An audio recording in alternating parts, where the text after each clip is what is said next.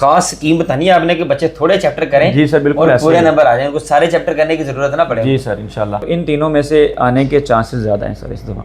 Examiner की नज़र होती है कि कोई ऐसे सेक्शन मुझे मिल जाए जहाँ से नंबर कटवाने नहीं बेटे, आपने मौका ही नहीं देना कटवाने का नंबर। तो लॉन्ग क्वेश्चन अभी आप तैयार करें सर की, ये सुन के नोट करके पहले लॉन्ग जल्दी से तैयार करें। 10-11 कर लेंगे तो आपके आखिरी सेक्शन के 5 आसानी से सॉल्व हो जाएंगे। नोट कर लें बेटे, ये सर जो बता रहे हैं कि ये की बुक्स में भी, हेल्पिंग बुक्स में भी गलत आंसर लगा हुआ, सर आपको वो करेक्ट करवा रहे हैं। कुछ क्वेश्चन ऐसे अक्सर में ऐड कर दिए हुए हैं कि जिनका ताल्लुक सिलेबस से है ही नहीं। अच्छा, जो कटवा दिए हैं उनको करना नहीं है और जो बच गए उनको छोड़ना नहीं है, वो चाहे टॉपिक से रिलेटेड है या नहीं है।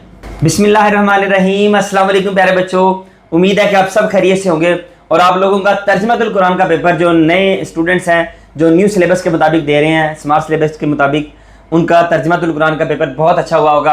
कमेंट सेक्शन में आपने लाजमी बताना है कि आप लोगों का तर्जुमातुल कुरान का पेपर किस तरह का हुआ है। बाकी आप लोगों ने हमें दुआ में लाजमी याद रखना है। अगर चैनल पर नए हैं तो सब्सक्राइब कर लें। अगला पेपर बड़ा है आप लोगों का केमिस्ट्री का, जो बहुत सारे बच्चों को बहुत मुश्किल लगती है, लेकिन आप लोगों ने घबराना नहीं है। मेरे साथ आप लोगों के लिए मौजूद हैं बड़ी अहम शख्सियत, बड़े माया नाज उस्ताद। 10th क्लास वालों को बड़े अच्छे अंदाज में गाइड किया था, सप्ली वालों को बड़े अच्छे अंदाज में गाइड किया, और ये अब करने जा रहे हैं आपको गाइड कि आप लोगों ने केमिस्ट्री की तैयारी किस तरह से करनी है, कौन कौन से चैप्टर्स करने हैं। तो वीडियो के अंत तक देखिएगा, इंशाल्लाह हम आपको बड़े अच्छे अंदाज में गाइड करेंगे। आमिर सुहेल साहब मेरे साथ मौजूद हैं जी। इन्होंने 10th क्लास को और सप्ली वालों को क्या खूबसूरत अंदाज में गाइड किया था। सप्ली वाले सुन लें, अगर ये वीडियो देख रहे हैं तो हमारे चैनल पे जाके वो सप्ली के हवाले से, मैंने ओल्ड सिलेबस के हवाले से सर को रिक्वेस्ट की थी, उन्होंने गाइड किया हुआ, वो वीडियो देख लें अगर आपने वो नहीं देखी हुई, अगर आप अभी चैनल पर आए हैं तो। सर जी जो हमारे नए स्टूडेंट्स हैं, नन्हे मुन्ने 9th क्लास वाले, पहली दफ़ा केमिस्ट्री का पेपर दे रहे हैं जी, और मुझसे पूछा जाए, मैंने पहले भी आपसे कहा था मुझे केमिस्ट्री जो है वो सबसे मुश्किल सब्जेक्ट लगता था, एक खुश्क सा सब्जेक्ट। तो ये बच्चों को भी ज़रा खुश्क कईयों को लगता होगा, तो इनके लिए थोड़ा सा इसको वेट कर दें और ये जो सब्जेक्ट है आसान बना देते ना, और पेपर में पूरे नंबर कैसे लेने बच्चों। सर बहुत शुक्रिया, आपने मुझे एक बार फिर मदऊ किया। सर आपका शुक्रिया कि आप हमारी दावत पे दोबारा आए हैं। ये बच्चे हैं हमारे, सारे हमारे बच्चे हैं, ये आपको दुआएं देंगे, और वो मैंने आपको बताया भी था 10th क्लास वाले आप लोगों को बहुत दुआएं दे रहे थे। तो अल्लाह ताला उन सबको बड़े अच्छे नंबरों के साथ पास करे, और ये मेरे छोटे छोटे जो बच्चे हैं 9th क्लास वाले, इनको भी अल्लाह ताला बेहतरीन नंबरों के साथ पास करे, आमीन। जी सर, ये बच्चों का प्यार है कि वो जी बिल्कुल हमारे साथ जुड़े हुए हैं और उनको पता है कि हम उनके फ़ायदे के लिए काम कर रहे हैं। Exactly sir. और बात रही कि 9th class new syllabus chemistry के लिहाज से, तो उसमें बेटा क्योंकि ऑलरेडी सिलेबस स्मार्ट हो चुका हुआ है, हमारे पास सिलेबस रह ही सिर्फ 60% गया हुआ है जी जी, लेकिन उसमें भी बच्चे काफ़ी परेशान हैं उस लिहाज से कि जो क्योंकि कुछ क्वेश्चन ऐसे अक्सर में ऐड कर दिए हुए हैं कि जिनका ताल्लुक सिलेबस से है ही नहीं। अच्छा, ये भी मामला डिस्कशन नहीं होती है, तो बच्चों को जो है ना वो डाउट है कि पता नहीं ये सिलेबस में क्वेश्चन आएंगे या नहीं आएंगे या नहीं आएंगे, या कुछ टॉपिक कट कर दिए हुए हैं, उनके क्वेश्चन एक्सरसाइज में मौजूद हैं। हाँ, तो इस लिहाज से काफ़ी परेशान है, तो वो गाइड करते हैं बच्चों को ज़रा आज फिर। हाँ जी, क्योंकि तो बच्चे अब दे भी पहली दफ़ा रहे हैं ये जी, इसलिए ज़्यादा परेशानी है। तो उसके लिए कि सबसे पहले बेटा आपने बोर्ड की स्कीम को फॉलो करना है। बोर्ड की स्कीम में ये है कि जो चैप्टर आपके कट गए हुए हैं, जो टॉपिक आपका कट गया हुआ है, उसमें से कोई भी क्वेश्चन जो है ना वो आपने नहीं करना। कहने का मतलब ये है कि जो लॉन्ग क्वेश्चन अगर वो सोचें कि टॉपिक में से कोई डाउट है तो कि कट गया ये नहीं कट गया होगा, वो आपने स्मार्ट सिलेबस जो है ना रिवाइज्ड उसको सामने रखते हुए आपने ऑलरेडी मार्क कर लिया होगा। कुछ बच्चों ने तो बुक पे ही निशान लगा दिए हुए हैं कि काट दिए, वो लगे हुए क्रॉस, उनके बच्चों के साथ लगाया हुआ है, पूरे क्रॉस लगाए हुए हैं। बिल्कुल ऐसे ही है, किससे तो जान छूट गई है जी जी। अब मजीद आप थोड़े से कुछ टॉपिक से जान छुड़वा देंगे, उसमें वो आपको बता देते हैं कि सबसे पहले ना शॉर्ट आंसर MCQs पे आते हैं पेयरिंग के लिहाज से, क्योंकि हमारे चैप्टर 11 हैं, MCQs 12 हैं। अच्छा, कोई एक आधा चैप्टर मिस हो जाएगा फिर, तो उसमें यह है कि चैप्टर सारे ही हैं, उसमें से MCQs आ रहे हैं, लेकिन सबसे एक आएगा। चैप्टर नंबर 11 से 2 आएंगे।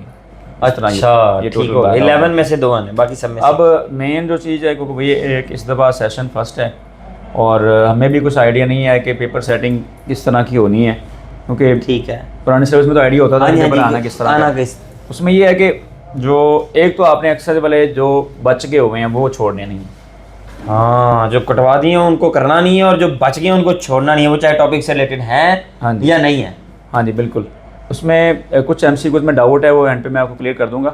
1-2 MCQs ऐसे हैं जिसमें की बुक्स ने गलत लगाया हुआ है, और उसके रीजन के साथ आपको बता दूंगा कि आपने मार्क कौन से करने हैं, आंसर सही, क्योंकि वो पेपर में आने वाले सवालों में ऐसे सवाल हैं, लेकिन अगर आ जाते हैं तो ऐसा डाउटफुल होके MCQ में से एक आध नंबर कट गया तो अच्छे बच्चों का मार्क्स पोजीशन चली जानी सर, पोजीशन चली पोजीशन डाउन हो जानी। तो वो मैं आपको बता देता हूँ। अगर वो अभी शुरू में देख ही लें कि वो कौन से हैं, उसमें वो चैप्टर नंबर 1 का बेटा एक MCQ है, 7th MCQ है। उसमें है कि the tiny visible disperse particles in a medium, ठीक है, और कॉल्ड। उसमें जो है ना वो जब विजिबिलिटी का जिक्र होता है ना, विजिबल पार्टिकल्स आपको पता ही है, आपने प्रॉपर्टीज़ पढ़ी हुई हैं, वो विजिबल पार्टिकल्स सिर्फ सस्पेंशन के होते हैं। अच्छा, कोलाइड्स और सॉल्यूशन के पार्टिकल्स विजिबल नहीं होते हैं, नेक्ड आई से नज़र नहीं आते हैं। ठीक है, तो उसका आंसर आपने सस्पेंशन लगाना है। ये चीज़ नोट कर ले बेटे। ये सर जो बता रहे हैं कि ये की बुक्स में भी, हेल्पिंग बुक्स में भी गलत आंसर लगा हुआ, सर आपको वो करेक्ट करवा रहे हैं, तो इसलिए ताकि बोर्ड में आपकी पोजीशन डाउन ना हो जाए कहीं। हाँ जी।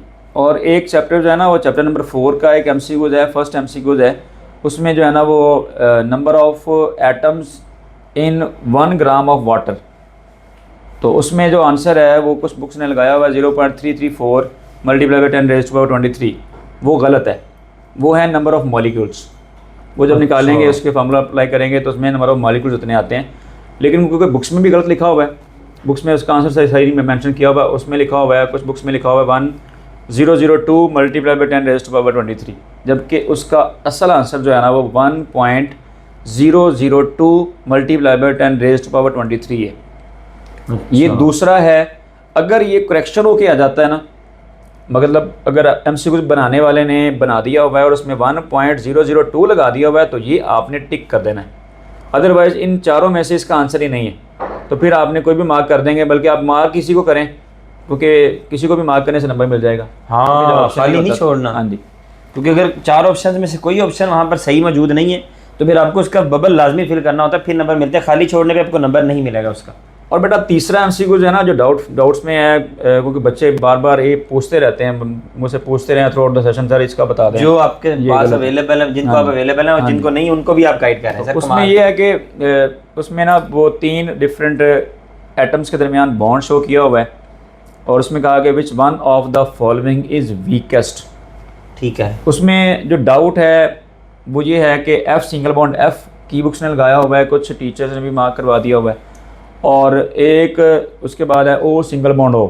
ठीक है, तो बच्चों इसमें अगर आप रीज़न के लिहाज से देखना चाहते हैं तो F सिंगल बॉन्ड F की जो बॉन्ड डिसोसिएशन एनर्जी है वो O सिंगल बॉन्ड O से ज़्यादा है। तो वीकेस्ट वो होता है जिसकी बॉन्ड डिसोसिएशन एनर्जी जो होती है वो थोड़ी होती है। O सिंगल बॉन्ड O की 146 किलो जाउल है, जबकि F सिंगल बॉन्ड F की 156 किलो जाउल है। तो इसमें दोनों में कंपैरिजन में मेज निशो आता है, तो उसमें O सिंगल बॉन्ड O की 146 है, तो डेफिनेटली ये आसानी से ब्रेक हो जाता है। ये तीसरा ऐसा है MCQ जो डाउट में था। नेक्स्ट जो 4th MCQ है जिसमें डाउट है वो है एनर्जेटिक्स वाले चैप्टर में से, और उसमें जो लास्ट में है एरोबिक और एनारोबिक रेस्पिरेशन है, उसका MCQ बनाया हुआ एक्सरसाइज में, और उसमें जो आंसर है वो गलत मार्क किया हुआ है वहाँ पर, उसमें ऑप्शन प्रॉपर बनाए नहीं हुए। तो एनारोबिक रेस्पिरेशन का जो प्रोडक्ट होता है वो ATP, ethanol plus carbon dioxide है। ये 3 इसके प्रोडक्ट हैं, जबकि बुक वालों ने लिखा हुआ है एथेनॉल, ATP और वाटर लिखा हुआ है। ये कि सिनेरियो के लिहाज से गलत है, लेकिन अगर ऐसा ही बन के आ जाता है तो फिर आप लोगों ने इसी को मार्क करना है, क्योंकि नियरेस्ट यही है। कौन सा नियरेस्ट कौन सा है? ATP, अच्छा ATP, एथेनॉल, ठीक है, प्लस कार्बन डाइऑक्साइड करेक्ट है। ओके। लेकिन अगर कार्बन डाइऑक्साइड की जगह पे वो वाटर लिख देता है तो फिर आप लोगों ने इसी को मार्क करना है, क्योंकि नियरेस्ट यही है, क्योंकि इसी में बनता है एनारोबिक में एथेनॉल बनता है और साथ ATP रिलीज होती है और साथ में CO2 जो उसमें स्पेस क्रिएट करती है ब्रेड वगैरह में। ये 4 ऐसे हैं, इन पे बेटा खास काम कर लेना है अच्छे बच्चों का। ये 4 इंपॉर्टेंट हैं समझ लें कि अगर ये 4 आ गए तो काफ़ी बड़ा गैप आ जाता है पोजीशन में। हाँ बिल्कुल ठीक, मतलब ये 12 में से हम 8 पे जा गिरेंगे और एक्सरसाइज के हैं भी हैं, एक्सरसाइज के हैं और आने वाले में से भी हैं, क्योंकि एक एक आना है, हो सकता है कि वही एक आ जाए। जी तो फिर 4 पे हम जो है ना रिस्क पे खड़े रहेंगे। और जो बेटा व्हाट्सएप चैनल वाले जिनको नहीं पता अभी तक, व्हाट्सएप चैनल का लिंक डिस्क्रिप्शन में दिया हुआ है, पहले कमेंट में पिन किया हुआ है, जल्दी वहाँ जाकर वो देख भी लें, वहाँ पर हम इंशाल्लाह आपको सेंड भी करेंगे। हम सर आगे ज़रा शॉर्ट इसी तरह सर MCQ जो है ना वो छोटे नहीं है। और एक चीज़ जो इसमें एडिशन करना चाहूँ वो ये है कि बेटा हर चैप्टर के अंदर ना मिनी एक्सरसाइज के साथ जो है ना वो इंटरेस्टिंग इन्फॉर्मेशन दी हुई है। वहाँ पे कोई डिजिट्स हैं, कुछ जो है ना वो एलिमेंट्स के नाम लिखे हुए हैं डिस्कवरी के लिहाज से, वो आपने लाजमन पढ़ लेने हैं ऑब्जेक्टिव के पॉइंट ऑफ व्यू से। इसके अलावा जिन चैप्टर से एमसीक्यूज आ रहे हैं, उसके अलावा जिसमें भी आपको टेबल नज़र आता है उन टेबल में भी आपने लाजमन देख लेना है, क्योंकि ऐसे एमसीक्यू जो ट्रिकी बना दिए जाते हैं वो उन टेबल से निकाल लिए जाते हैं। नेक्स्ट हमारे पास है शॉर्ट आंसर और लॉन्ग क्वेश्चन। ठीक हो गया सर। एमसीक्यू बता दिए कि एक्सरसाइज वाले बॉक्सेस कर लेने हैं और साथ इंटरेस्टिंग इन्फॉर्मेशन वाले कर लेने। ओके हो गया सर। शॉर्ट आंसर में और इसके साथ लॉन्ग के साथ देख के चलेंगे अगर, तो हमारे पास जो है वो अगर पहले 2 करने हैं या पहले के साथ आखिरी में लाना है लॉन्ग, उस लिहाज से हम शॉर्ट आंसर को भी देखेंगे और हमारा लॉन्ग भी देखेंगे। वो कोई खास स्कीम बतानी है आपने कि बच्चे थोड़े चैप्टर करें? जी सर, बिल्कुल और पूरे नंबर आ जाए, उनको सारे चैप्टर करने की जरूरत ना पड़े। जी सर, इंशाल्लाह। तो बता दें जरा स्कीम बता लें, शेयर उसमें करें। सर जो पहले 3 चैप्टर है ना बच्चों, पहला कर लें, दूसरा कर लें और तीसरा कर लें। अब पहले 3 करने का आपको फ़ायदा क्या हो रहा है? पहले कॉम्बिनेशन बताएं बच्चों को। कॉम्बिनेशन में यह है कि पहले कॉम्बिनेशन में कितने चैप्टर्स में से कितने कितने हैं? शॉर्ट आंसर में जो पहला सेक्शन है ना, उसमें पहले 4 चैप्टर हैं। ठीक हो गया। पहला, दूसरा, तीसरा, चौथा। पहले में से 1 आना है, दूसरे में से 2 आने हैं, तीसरे में से 2 आने हैं। तो जिन बच्चों ने ये पहले 3 चैप्टर तैयार किए हुए हैं लॉन्ग के लिए, वो अगर ये 3 कर लेते हैं तो उनका 1.5 लॉन्ग क्वेश्चन भी हो चुका हुआ है और साथ पहले 5, पहला पोर्शन वाला 5 पूरे हो गए, पहले 5 भी हो गए और पहले 1.5 लॉन्ग क्वेश्चन भी हो गए। टोटल 2 लॉन्ग करने होंगे, 1.5 इसमें से हो आपका गया तैयार हो चुका। अच्छा चलो जी, ये तो आपका मसला हल हो गया ना। अब सेक्शन 2 की बात चौथा चैप्टर करने की जरूरत तो नहीं, कोई जरूरत नहीं है। चौथे में सिर्फ एक एमसीक्यू है ना, वो करना है अपने, बाकी खत्म। चौथे के बगैर भी आपके 5 शॉर्ट हो गए, एक्सरसाइज वाले करने हैं उसके। ठीक है। उसके बाद चैप्टर 4 में से वैसे लॉन्ग भी नहीं आना, तो शॉर्ट 3 आने हैं, उसके जो है ना उसमें खपने की जरूरत नहीं पड़ रही। ठीक हो गया। दूसरे सेक्शन में जो है ना, क्योंकि उसमें से लॉन्ग का चैप्टर जो है सिर्फ 1 आ रहा है, 2 आ रहे हैं, बल्कि 7वां और 8वां। पहले सर उन बच्चों को ना जरा वो स्कीम बता देना। स्कीम में यह है कि सेक्शन 2 में से जो है ना वो 5वां चैप्टर, 6वां, 7वां और 8वां कितने कितने आने हैं? इसमें से 5वें में से 3 आने हैं, 6ठे में से 2 आने हैं, 7वें में से 1 आएगा, 8वें में से भी 2 आने हैं। ये टोटल मिला के 8 बनते हैं। ठीक हो गया। अब हम लॉन्ग वाले के केयर करें तो इसमें ये है कि अगर हम 7वां 8वां करते हैं, 7वां करने से आपके पहले 2 लॉन्ग क्वेश्चन तो हो गए हैं, लेकिन उसमें से शॉर्ट सिर्फ 1 आ रहा है। अच्छा, 7वें में से शॉर्ट क्वेश्चन एक, शॉर्ट सिर्फ 1 आ रहा है। अब इसमें ये है कि अगर आपने पूरे 5 करने हैं तो फिर हमें 2 चैप्टर और मिलाने पड़ेंगे। अब आसानी ये है कि जिन बच्चों ने 8 और 10 वाला भी पेयर किया हुआ है, लॉन्ग क्वेश्चन वाला, तो अगर आपने 7 के साथ 8 भी किया हुआ है और 10 भी किया हुआ है, या आपने 3, 7 और 8, 10 किया हुआ है, तो आपका 7 आपने कर लेना है, साथ 8 ऐड कर देना है। 7, 8 करने से आपके हो जाए टोटल 3 शॉर्ट आंसर हो जाते हैं। अब हमने करने हैं 5, तो उसके साथ आप क्या करें, आप 5 में ऐड कर लें, उसमें से 3 आने। ठीक है। तो आपके कितने हो जाएंगे? टोटल 6 शॉर्ट आंसर हो जाएंगे। तो आपके सेकंड सेक्शन का जो मसला हल हो गया हुआ है, 2 आपके लॉन्ग भी तैयार हो गए। 2.5 सर, 8वें वाला भी, 8वां भी एक्स्ट्रा हो गया ना, अगर वो एक्स्ट्रा करना चाहें। और सेक्शन जो तीसरा है उसमें चैप्टर 3 है, ठीक है, 9, 10 और 11, ठीक है। उसमें अगर किसी बच्चे ने किया हुआ है, कितने कितने आने हैं ये भी बता देना बच्चों को पहले। 9वें में से 3 आने हैं, 10वें में से 2 आने हैं और 11 में से भी 3 आएंगे। ओके हो गया, 8 में से 5 करने हैं। हाँ जी। तो इसमें अगर किसी बच्चे ने 8 और 10 वाली पेयरिंग की हुई है तो 10 में से 2 आने हैं। अब बात रहेगी कि 9 करें या 11 करें। तो 9th में क्योंकि बेटा इसमें प्रॉपर्टीज़ काफ़ी ज़्यादा हैं, थोड़ा सा लेंथी चैप्टर है, इसमें ट्रिकी क्वेश्चन बनने के चांसेस ज़्यादा हैं, तो अगर 9 आप छोड़ दें तो आप 11 पे चले जाएं। 11 में टॉपिक सिर्फ गिनती के जो है ना, वो अगर हम गिने तो मैक्सिमम 3 टॉपिक बनते हैं। एक नॉमेनक्लेचर वाला है, उसके बाद उसकी प्रिपरेशन वाला है, और उससे पहले जनरल इंट्रोडक्शन है, और उसके बारे में ऑर्गेनिक कंपाउंड्स के, हाइड्रोकार्बन्स के बारे में है। तो छोटा सा चैप्टर है, उसमें से आपके जो है वो 3 आ जाने हैं। तो आप क्या करें, आप जो है ना वो चैप्टर 10 के साथ 11 ऐड करें, 9 रहने दें शॉर्ट क्वेश्चन के लिए। हाँ जी, शॉर्ट क्वेश्चन के लिहाज से। ओके, तीसरा अगर आप 10, 11 कर लेंगे तो आपके आखिरी सेक्शन के 5 आसानी से सॉल्व हो जाएंगे। तो इस तरह आपके तीनों सेक्शन के जो है ना वो 15 के 15 शॉर्ट आंसर भी हो गए हुए हैं। अगर आपने सेकंड पेयरिंग वाला किया तो फिर आपके 15 नहीं, आपके 16-17 हो जाएंगे। हाँ, तो और फैसला भी हुआ कि पहला, दूसरा, तीसरा और 7वां लॉन्ग के लिए, हाँ जी, ये आपने तैयार करने, और शॉर्ट क्वेश्चन के लिए पहला, दूसरा, तीसरा, 5वां, 7वां और 8वां। जी सर, 2 ये कॉम्बिनेशन पूरे हो जाएंगे, पहले 2, और अंड वाले में आपने 10वां और 11वां जो है, जी सर बिल्कुल ऐसे पूरा करना। आपके एक्स्ट्रा सवाल जो है, एक एक्स्ट्रा 16 सवाल तैयार हो जाएंगे। आपके तमाम लॉन्ग भी हो गए हैं, आपके तमाम शॉर्ट भी हो गए। मरोजी तो आपको बता दी हुई है कि अभी कैसे हुए, अभी ये तो हुए नहीं पूरे, आपने भी लॉन्ग बताए नहीं है, तो लॉन्ग उस पर चले जाते हैं। बताए ना लॉन्ग, अभी लॉन्ग में जो हमारे पास चैप्टर है ना, उन सबके बता देते हैं कि जो हमारे स्कीम में है। चैप्टर 1 चैनल पे मैं सेंड भी करूंगा, लेकिन वो शॉर्ट क्वेश्चन वगैरह जरा बनाने होते हैं, टाइम लगता है, तो लॉन्ग क्वेश्चन अभी आप तैयार करें सर की ये सुन के नोट करके पहले लॉन्ग जल्दी से तैयार करें। चैप्टर 1 में जो है ना हमारे पास पहला लॉन्ग क्वेश्चन जो है ना, क्योंकि ये ओल्ड सिलेबस में भी आता रहा है और उससे रिलेटेड ब्रांचेस के साथ है, तो ब्रांचेस में से बाज़ दफ़ा लॉन्ग क्वेश्चन बन जाता होता है कि डिफ़ाइन द फॉलोइंग ब्रांचेस। उसमें आपको कोई 2 ब्रांचेस आ जाएंगी, उसमें आप लोगों ने उसको डिफ़ाइन करना होता है, साथ अगर एप्लीकेशन है तो वो ऐड कर देनी है, सारे एग्जांपल वगैरह कोई दे देनी है। तो ब्रांचेस में से एक लॉन्ग क्वेश्चन बन सकता है। उसके बाद नेक्स्ट चलें तो हमारे पास एक टॉपिक है element, compound and mixture. Okay sir. तो एलिमेंट, कंपाउंड एंड मिक्सचर में से कंपैरिजन का क्वेश्चन आ सकता है, और अमूमन क्वेश्चन जो बन सकता है वो है difference between compound and mixture. ये पुराने सिलेबस में भी था, इसमें भी आया हुआ है। पुराने सिलेबस में भी चैप्टर 1 में था सर, ठीक हो, इसमें भी 1 में ही है, तो ये आता रहता है सवाल। तो ये दूसरा सवाल हो गया। इसके बाद तीसरे पे चले जाएं तो वो है एक टॉपिक है solution, colloidal solution and suspension. Okay हो गया सर। तो उसमें भी जो है ना वो तीनों की प्रॉपर्टीज़ आपको आ जाएंगी, किसी 2 के दरमियान कंपैरिजन आ सकता है। ओके, ये तीसरा इंपॉर्टेंट क्वेश्चन है पहले चैप्टर का। हाँ जी, पहला। उसके बाद आखिरी जो है जो उसमें आता है explain the formation of unsaturated and saturated solution. उसमें आप लोगों ने डिफाइन करनी है, साथ उसका प्रोसीजर लिख देना है।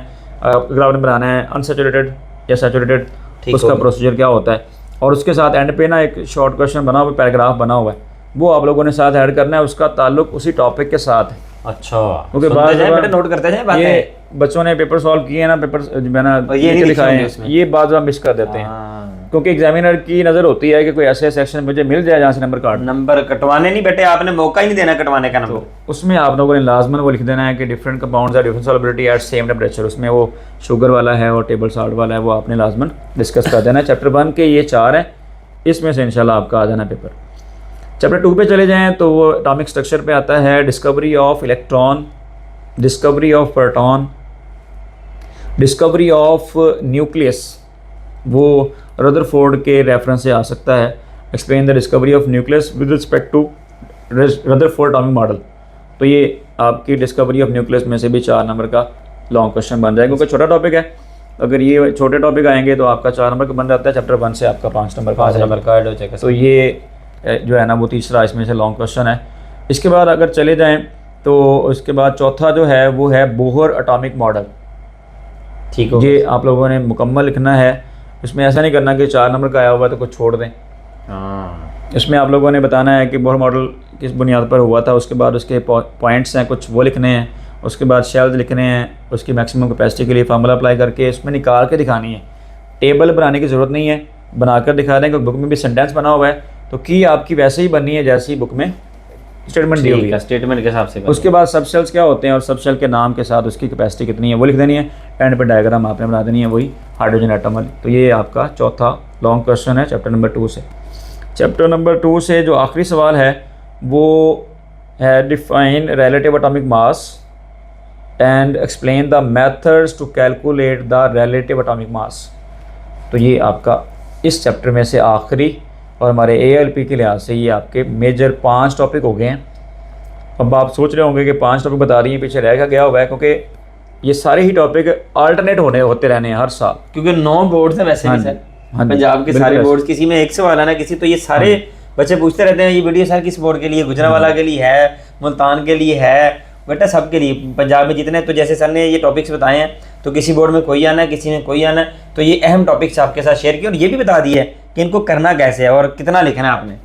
चैप्टर नंबर 3 पे चलें तो बच्चों उसमें आपके पास जो है ना वो केमिकल बॉन्डिंग है। केमिकल बॉन्डिंग में जो है ना वो जैसे पुराने सिलेबस में क्वेश्चन आते रहे हैं वैसे इसमें भी क्वेश्चन थोड़ा ज़्यादा हैं। तो 3 में चैप्टर जो है ना पहला टॉपिक आपका आता है ionic bond and formation of NaCl, ठीक है। दूसरा टॉपिक है define covalent bond, explain the process of covalent bond with the help of different types of covalent bond. उसमें आपने डिफाइन लिखनी है, प्रोसेस बता देना है, उसके बाद टाइप्स में से डिफाइन लिखें, सिंबल लिखें और उसके बाद स्ट्रक्चर साथ ही बनाएं। बुक वालों ने साइड पे बनाए हुए हैं अलहदा वजाहत में, ठीक है। अगर आप साथ बनाएंगे तो एक अच्छी प्रेजेंटेशन आती है, एग्जामिनर उस चीज़ से काफ़ी इंप्रेस होता है और उसमें नंबर आने के चांस देने के चांसेस उसके ज़्यादा बन जाते होते हैं। तो चैप्टर नंबर 3 के ये कोवलेंट बॉन्ड पे थे। उसके बाद आता है कोऑर्डिनेट कोवलेंट बॉन्ड, ठीक है। तो इसमें अगर देखें तो इन तीनों में से आने के चांसेस ज़्यादा हैं सर इस दफ़ा। ठीक है, ये जो तीन क्योंकि बॉन्डिंग है बच्चों के लिए, क्योंकि 8th के बाद 9th में आए हुए हैं, तो इसके लिए ये एक नया टॉपिक है, तो उसके लिए ये आने के चांसेस हैं। लेकिन इसके अलावा अगर देखें तो मेटालिक बॉन्ड क्या होता है, define metallic bond, explain the process of metallic bond. इसमें आपने डिफाइन करनी है, प्रॉपर्टीज साथ मेंशन की हुई हैं वो लिख देनी है, और साथ में आपने प्रोसेस ऑफ बॉन्ड फॉर्मेशन लिख देना है मेटालिक बॉन्ड, और इसके एंड पे डायग्राम बनी हुई है। तो ये आपका चौथा इंपॉर्टेंट लॉन्ग क्वेश्चन बन जाता है। ये मेटालिक बॉन्डिंग में से आ जाता है। ये केमिकल बॉन्डिंग में 4 आपके बॉन्ड आते हैं। बुक में उन्होंने डिफरेंशिएट किया हुआ है 3, आयनिक, कोवलेंट एंड कोऑर्डिनेट को उन्होंने सेपरेट कर दिया हुआ है, और मेटालिक बॉन्ड को उन्होंने सेपरेट करके डाल दिया हुआ है। उसके बाद जो 5वां इसमें से अगर ऐड करें तो 5वें में बच्चों आता है कंपैरिजन बन सकता है, differentiate between polar and non polar. ठीक हो गया सर। उसमें 2 से 4 पॉइंट बन जाते हैं, आपने डिफाइन करनी होगी, एग्जांपल देनी होगी, और साथ में बताना होगा कि वो बनता कैसे है। ओके, तो ये 4 नंबर का छोटा सा टॉपिक बन जाता होता है। इसके बाद जो चैप्टर नंबर 3 से देखें तो एंड पे जो है हमारे पास आता है इंटरमॉलिक्यूलर फोर्सेस का टॉपिक। उसमें देखें तो पहले आता रहा है हाइड्रोजन बॉन्डिंग, लेकिन वो हाइड्रोजन बॉन्डिंग का इस दफ़ा कंटेंट थोड़ा है, उसमें ज़्यादा आने के चांसेस डाइपोल फोर्सेस के हैं। तो डिफाइन आएगी इंटरमॉलिक्यूलर फोर्स की, और साथ में डाइपोल फोर्सेस को पूछा जाएगा। ओके, तो ये आपके चैप्टर नंबर 3 के भी वो क्वेश्चन थे जो पेपर में से आ सकते हैं इसमें। इसके बाद चैप्टर नंबर 7 पे चलें, क्योंकि 3 की पेयरिंग 7 के साथ होनी है। तो 7th में से जो है ना टॉपिक गिनती के सिर्फ 4 हैं। वो चारों में से ये है कि एक कॉन्सेप्ट ऑफ आर्हीनियस है, उसमें आप लोगों ने डिफाइन करनी है, एग्जांपल देनी है, ठीक है। उसके साथ भी छोटा सा ही है मेरे ख्याल में। हाँ जी, छोटा सा चैप्टर है, तो उसके में आपने डिफाइन एग्जांपल्स के साथ आपने लिख देना है स्ट्रॉन्ग एसिड्स और strong base, weak acid and weak base. के बाद बच्चों में ना इस टॉपिक के बारे में कन्फ्यूजन है कि सर बस डिफाइन करने के बाद एग्जांपल लिखकर एंड कर दें, या बाकी भी चीज़ें लिखनी है, तो वो चीज़ें आपने लिखनी है, क्योंकि ये टॉपिक का पार्ट है। इसी बिहाफ पर सुन ले बेटा इसकी जो है ना वो क्लासिफिकेशन हुई है। उसके बाद जो दूसरा है वो है Bronsted and Lowry concept of acid and base. ये भी इसमें भी आप लोगों ने डिफाइन लिखनी है, एग्जांपल लिखनी है। उसके बाद कॉन्जुगेट एसिड और बेस की डिफाइन एग्जांपल के साथ, और एंड पे आपने एम्फोटेरिक स्पीशी उसकी एग्जांपल के साथ वाटर प्रूफ करके एंड कर देना। ओके हो गया सर, ठीक है। एंड पे properties of acid and bases के लिए आते हैं, तो वो आपसे पूछ सकते हैं right the reactions of acids with different compounds. Okay, ठीक हो गया सर। और इसी तरह बेस की भी हैं, तो right the reactions of base with different compounds. लेकिन अगर इन चारों में से अगर हम सेलेक्ट करना चाहें कि हम किस पे ज़्यादा फोकस करें, तो पहले वाले 2 बच्चों आपने लाजमन कर लेने हैं। कॉन्सेप्ट ऑफ एसिड और बेस में से दोनों, आर्हीनियस कॉन्सेप्ट और ब्रॉन्स्टेड एंड लॉरी कॉन्सेप्ट, इनके चांसेस ज़्यादा हैं। ठीक हो गया, ये देखने 4 हैं, निशान लगा लें, ये 2 अहम तरीन सवाल। ये 4 हैं और इसमें अहम 2 हैं जो आपको बता दिया मैं। ये आपका 3 और 7 का पेयर तैयार हो गया है, तैयार हो गया जी। अगर हम एंड वाले दोनों के कंपेरिजन करें ना बेटा, इसमें 3 थोड़ा लेंथी है, उसके बाद 7 शॉर्ट है। इसके बाद अगर हम 8 और 10 का कंपेरिजन करें तो 8 के टॉपिक ज़्यादा हैं और 10 के टॉपिक थोड़े हैं, तो उनकी भी तो अहम बता दें थोड़े से, बच्चे ने वो तैयार किए होंगे। 8 की बात करें तो उसमें 8 चैप्टर में जो हमारा इंपॉर्टेंट टॉपिक्स में आते हैं वो ये है कि differentiate between groups and periods. Okay हो गया, ग्रुप और पीरियड का टॉपिक बना हुआ है, उसमें पॉइंट बनाकर आपने टेबल बना देने। उसके बाद दूसरा जो आता है वो है what is atomic radius and discuss its trend in the periodic table. अब इस क्वेश्चन में भी आपने ख़ास ख्याल रखना है, अगर तो लफ्ज़ आ जाएगा ना ट्रेंड इन पीरियोडिक टेबल, तो फिर आपने ग्रुप और पीरियड दोनों में ही एक्सप्लेन करने हैं। लेकिन अगर सिर्फ आ जाता है किसी एक को लिख देते हैं एंड डिस्कस इट्स ट्रेंड या in its variation in periods, तो फिर आपने सिर्फ एक ही चीज़ में डिस्कस करनी है, दूसरी एडिशनल में नहीं लिखना, उसमें टाइम ज़ाया नहीं करना। तो ये है एटॉमिक रेडियस का टॉपिक। सर इसलिए आपको गाइड करें कि आपका टाइम ज़ाया ना हो। उसके बाद तीसरा टॉपिक जो यहाँ से निकलता है वो what is ionisation energy and discuss its trend in the periodic table. ठीक है, ये 3 हो गए हैं। पीरियोडिसिटी प्रॉपर्टीज़ में से पेपर इस दफ़ा जो है ना निकलने के चांस काफ़ी ज़्यादा हैं। जो एंड वाले क्वेश्चन बता रहा हूँ इसमें से ज़्यादा कीजिएगा। एटॉमिक रेडियस, आयोनाइजेशन एनर्जी का बात कर ली हुई है, इलेक्ट्रॉन एफिनिटी और इलेक्ट्रोनेगेटिविटी, इन दोनों की डेफिनेशन के साथ ट्रेंड आपने कर लेना है। तो पीरियोडिसिटी के टॉपिक में से आने के चांस ज़्यादा हैं। और इसके पहला बताया जो है different between groups and periods, और इसके बाद एक टॉपिक लिखा हुआ है प्रॉपर्टीज़ ऑफ ग्रुप 1 एलिमेंट्स। उसमें आपके पास वो सिर्फ ग्रुप 1 की डिस्कस करनी है, लेकिन उस टॉपिक में ग्रुप 2 की, ग्रुप 7 की और ग्रुप 16 की भी लिखी हुई है, तो उसको आपने एक्सप्लेन नहीं करना। वो अगर स्पेसिफिक कर दे कि ग्रुप 1 की लिखें तो फिर आपने सिर्फ ग्रुप 1 पे रहना है, लेकिन अगर वो हेडिंग वाइज दे देता है तो फिर आपने वो चीज़ें लिख देनी है। तो इस तरह आपका ये चैप्टर 8 के वो तमाम सवाल बता दिए हैं जो पेपर में आने वाले चैप्टर 10 के भी जरा बता दें। चैप्टर 8 में जैसे हमने सर 3 और 7 का कहा है, 3 में ज़्यादा थे, 7 में थोड़े थे, 10वें में थोड़े हैं, इसी तरह 10th में थोड़े आगे बता दें वो थोड़े से। 10th में से जो है ना वो 4 मेन टॉपिक जो निकल रहे हैं बतौर लॉन्ग क्वेश्चन में। पहला है what are air pollutants air pollutants आगे, ठीक है। And explain the sources of major air pollutants. Okay हो गया। इसमें जो जो पोल्यूटेंट्स लिखे हुए हैं उनके सोर्सेज कहाँ कहाँ से पैदा होते हैं वो लिख देने हैं। ये पहला लॉन्ग क्वेश्चन हो गया। इसी का दूसरा जो है ये बना हुआ है, एक्सरसाइज में बना हुआ है, what are air pollutants and explain the harmful effects of air pollutants. उसमें जो टेबल बना हुआ है ना उसको आपने लिख देना है, और उसके बाद अगले पेज पे जो लिखा हुआ है स्मोक और ओजोन वो भी साथ ऐड कर देने हैं, क्योंकि ये जो बोर्ड के मॉडल पेपर है ना उसमें सवाल आया हुआ है। तो हो सकता है, पता क्यों देखी जा रहा हूँ, क्योंकि आज आप मुझे नहीं देख रहे। जी सर, आप सिर्फ बच्चों को देखिए, क्योंकि मेन हमारा फोकस बच्चों पे है। अब आज बच्चों को सर ने 10th की वीडियो बनाई थी तो कह रहे थे कि मैं आपको देखता रहा हूँ तो बच्चों को मैंने कम देखा है, तो मैंने कहा ठीक है सर आप बच्चों को देख लें और मैं आपको देखता रहता हूँ ताकि आप बच्चों को गाइड करते रहें। जी सर, क्योंकि हमारा फोकस बच्चों जी पे जी है। ठीक है सर। तो इसमें जो है वो चैप्टर नंबर 10 का जो बता रहा था, पहला है पोल्यूटेंट्स और उसके सोर्सेज, दूसरा है एयर पोल्यूटेंट्स और उसके इफेक्ट्स, वो टेबल उसमें बना हुआ है वो लिख देने। आखिरी टॉपिक जो है वो एसिड रेन का है, इसमें से 2 लॉन्ग बनते हैं। इसमें एक तो वो निकाल सकता है कि what is acid rain, explain the sources and formation of acid rain. Okay हो गया सर। उसमें सोर्स में से कि वो एयर पोल्यूटेंट्स निकलते कैसे हैं, और उसके बाद उसका वाटर से रिएक्शन होकर एसिड रेन कैसे बनती है। ठीक ये इस तरह जो है ना आप एक्सप्लेन करते हैं, एंड पे रिएक्शन लिखी हुई वो भी आप लिख दें साथ। ये तीसरा लॉन्ग क्वेश्चन जो बन सकता है। उसके बाद लास्ट टॉपिक की बात करें तो वो है right the effects of acid rain. Effects of acid rain. हाँ जी, ओके ओके ठीक है। तो ये आपके वो हैं जो रीडिंग बेस्ड इंपॉर्टेंट टॉपिक हैं। अब चैप्टर नंबर 7 में ना 2 ऐसे हैं जो मॉडल पेपर में उन्होंने निकाले हुए हैं। चैप्टर 7 के भी देख लें, वो मैंने पहले ऐड नहीं करवाया क्योंकि मैंने पहले बताया था रीडिंग बेस्ड सारे जो चैप्टर के अंदर से सवाल निकलने। हाँ, अब वो सवाल हैं जिनका चैप्टर से ताल्लुक नहीं था, जैसे मैंने पहले जिक्र किया था। हाँ जी, ऐसे सवाल बना दिए हुए हैं जिनका ताल्लुक नहीं है। ठीक हो गया। उसमें चैप्टर 7 के 2 हैं जिसके चांसेस ज़्यादा हैं। वो ये है कि right the reactions of sulphuric acid with different compounds. उसमें अमोनियम क्लोराइड है, अमोनियम नाइट्रेट है, मैग्नीशियम ऑक्साइड है, ठीक है। तो इन कंपाउंड्स के साथ आपने सल्फ्यूरिक एसिड का बिहेवियर रिएक्शन क्या क्या बनता है वो लिख देना है।